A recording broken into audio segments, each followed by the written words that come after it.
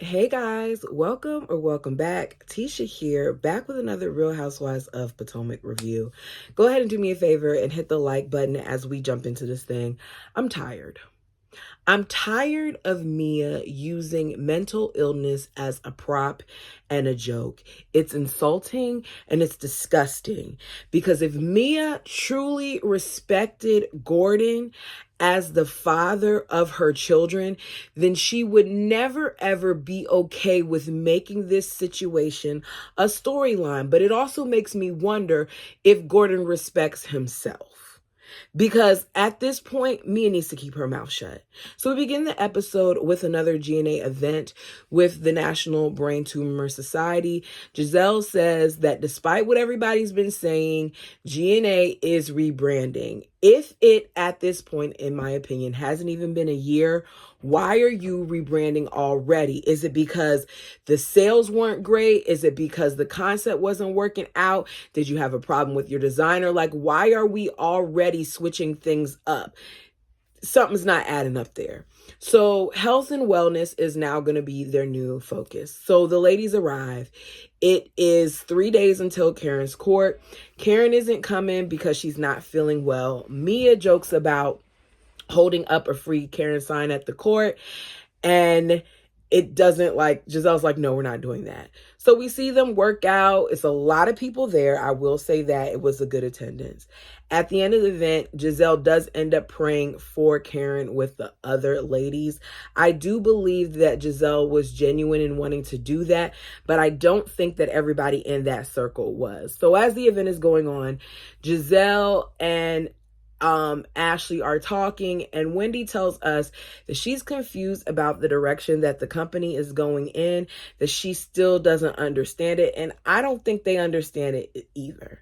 So the ladies and TJ are working out. Ashley gets up on the stage and she sings. She sounds a hot mess. Stacey compares Ashley's singing to her dancing.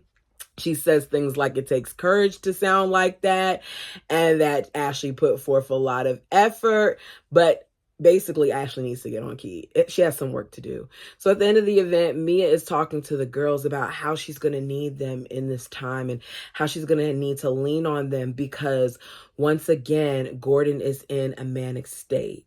Jacqueline seems to be the only person, in my opinion, that believes this crap, because him calling Mia out on certain things, him bringing attention to the things that Mia is doing, does not equate to mania. It just means he's not following the script that you gave him. And because he's not following that script, you're going to blame it on that. Meanwhile, Mia is throwing a pity party, trying to get ahead of what's going to come out later on the season.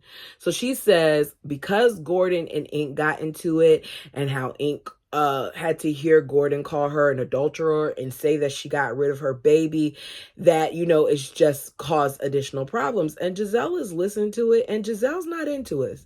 She tells us that she's hearing Mia and she's listening to her situation, and she's saying to herself, this isn't tea or just like a little bit of drama. What it is too much. And it is too much. And it's lies and it's ridiculous. And talking about how Ink said that he's going to step back if he's a trigger to Gordon, the lies, because he's not. Giselle's like, Ink isn't going anywhere. And he's not. Because Ink is there to help Mia get her check, and he's there to further spread his name and benefit off of it. After all, this is free publicity. I need Mia, though, to stop blaming Gordon's response on anything other than Gordon just being frustrated with the situation, because after all, he is losing his family. On to Karen. It's time for court. Karen is nervous and praying for a good outcome because her situation is scary. Ray's telling her that he's there to support her, despite him rather being golfing. She is exhausted and she's ready to tell her story, but she knows she can't as of yet. Ray doesn't think that she looks exhausted. He thinks that she looks beautiful. Yes, she does look beautiful. Yes, she does look classy, Ray. But you can clearly tell, if you've paid any attention to Karen, that she's been going through something. Troy, the lawyer, shows up. They go to court, and we end up finding out that it's postponed or continued, whatever verbiage we're going to use. We see Kieran and Mia at lunch. Kierna says, we're trying to work on our dynamic, even though a couple weeks ago she was talking about your drug dealer boyfriend. Okay, Key. As the other ladies arrive, they discuss Wendy's upcoming 40th, which will have lots of Happy Eddie, amongst other things at the event. Karen's court appearance comes up. Key announces that the case is postponed until September 23rd, so her new court date is 4 months away. The fact that we're talking about a trial and how much time has been put into this already lets me know that this is really, really serious. They talk about how small Karen has gotten, and Giselle and Kira are like, of course she got small. She hasn't been sleeping or eating. She's stressed.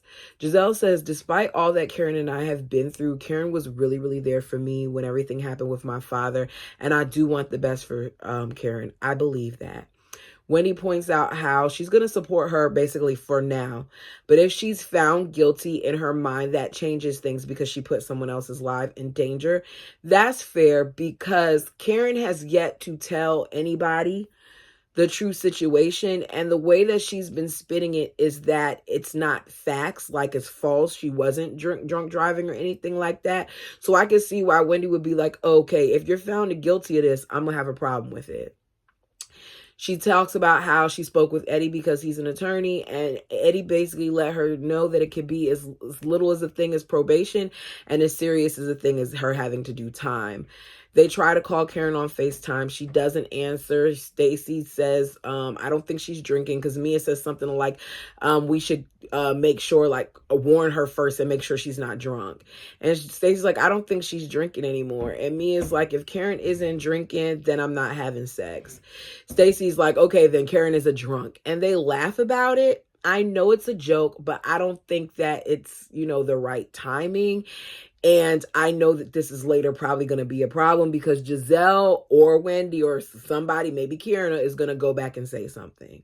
Mia, in my opinion, keeps showing that she's not Karen's friend, though. So on to Ashley.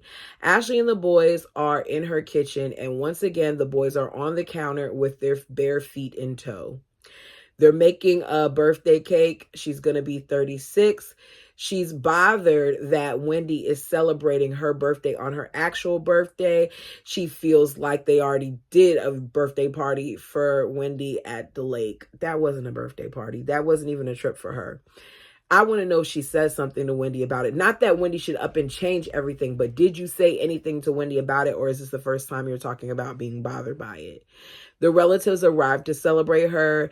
The kids are happy to see them. She talks about divorce and mediation, and she admits to her family that she wasn't prepared at first to fight, which is one of the reasons why she took so long to get this proceedings going.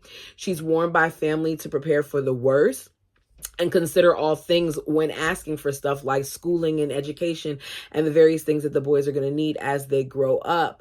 She then starts crying about the finality of it all. And Uncle Lump is like, look, I get it that you're upset, but I just want you to understand that you're thinking about the next time you see him, maybe the last time you see him as a married woman.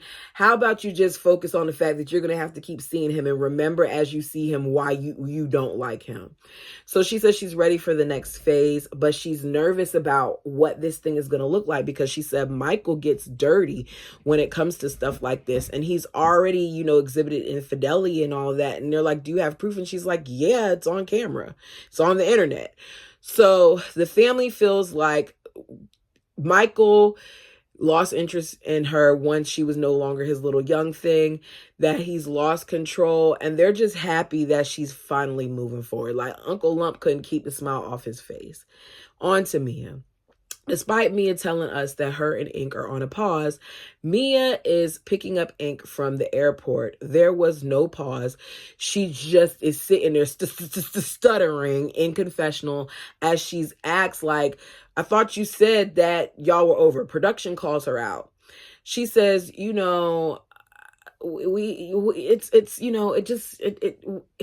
us taking a pause looks like whatever we want a pause to be. As Ink gets in the car, Mia wastes no time to start bashing Gordon. I don't understand what they speak about other than Gordon. Seriously. So Ink says Gordon's going to be cool the next time that I see him.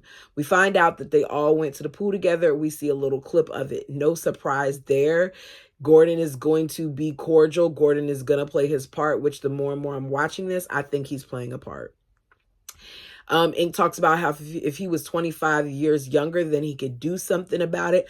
I don't understand what that's supposed to mean. Like, what, you're trying to say you would go round for round with him? You shouldn't even be coming out your mouth like that, regardless.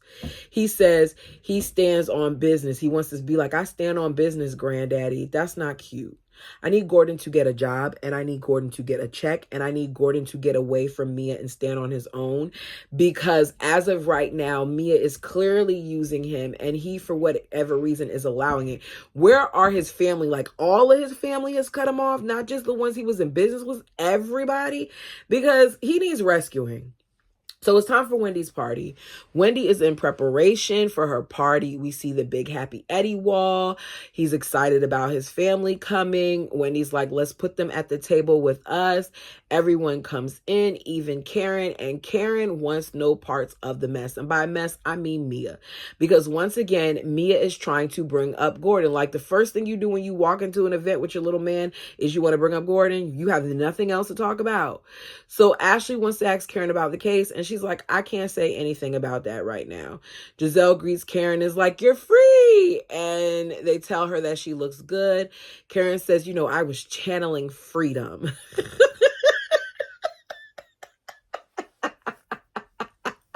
I hear you, Karen. Ashley is still feeling a way about this being a Wendy party and not an Ashley party. If you felt so upset about it, then go home, because what you guys did before wasn't a party. Mia approaches Wendy's mom to bring up their Twitter beef. I don't understand why she did this. I feel like she should stay clear of that lady, especially because this was just a way to film a scene.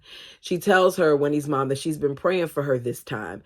And her mother brings up the things that Mia called her, like a witch and a crow. And Mia apologizes.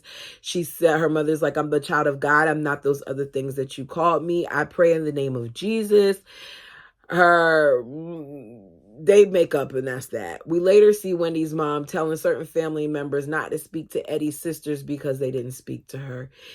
I wouldn't speak to her either. If you're constantly on camera talking about my parents and talking about my family and speaking ill of us, what is there for us to talk about? Be happy that I'm even sitting at the same table with you, because if you want to be the bigger person, why didn't you come and speak? Were you afraid they weren't going to speak to you the same way the mom supposedly didn't speak to you at the other event? So, Wendy's supposed to arrive via boat, but the rocks present a problem, so she ends up doing a Phil wheelies before she comes in. Ashley talks about how she has to do a king performance, a drag king performance, because she has a dude inside of her words. Stacy has never heard of a king performance, so a drag king performance, so she asks, different people about it. She asks Ray. Ray doesn't know what it is either. So Ray's like, Stacy, I don't know what that is. So Stacy says to Ashley, I asked Ray and he doesn't know what it is either.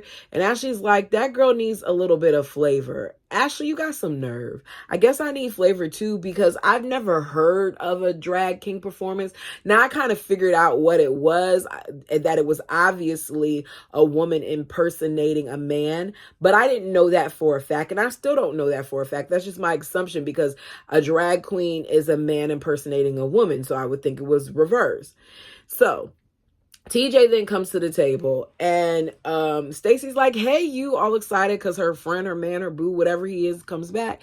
And he has an attitude because Stacy has been making her rounds at the party without him. And I'm just like, it's not that deep. But he's telling her, like, you need to get it together. She goes to touch him, and he tells her to get off of him. It's the way he said it and how he said it. I personally would have told him that he could leave, because you're my +1, and you're not going to talk to me like that. But for whatever reason, Stacy takes it. And Ashley's like, she doesn't understand basically why Stacy is tolerating that. I don't understand why these ladies don't see these very things about themselves. But Stacy is in a position where, in my opinion, she should just be by herself. You are attaching yourself to someone who is treating you like you're beneath them at times. And I really can tell Stacy's into that guy more than that guy is into her. Now, the internet's saying otherwise. Some people feel like, maybe his sexuality needs to be questioned. situation, I'm in no place to say that. What I am in a place to say is, if the man is getting upset with you for touching him, if he's getting upset that you're at a party where he does know other people and you're saying hello to other people and you're mingling, what does that say about him? I went to a party the other day that a guy that I know was throwing. When I first walked into the party, he spoke to me, and then he was doing his job. He was making sure the performers were good to go, yada, yada, go. Did I get offended because he kept leaving me and going to tend to things and make sure everything was okay? No, I understood that he wasn't going to be standing beside me the entire time. And I was just there to support. If you're really trying to support, then support her by being there for her and by not causing unnecessary issues. So Wendy does a little speech. The ladies gather. Giselle calls Mia out on being with Ink, despite saying that they were in a talk, they were taking a pause.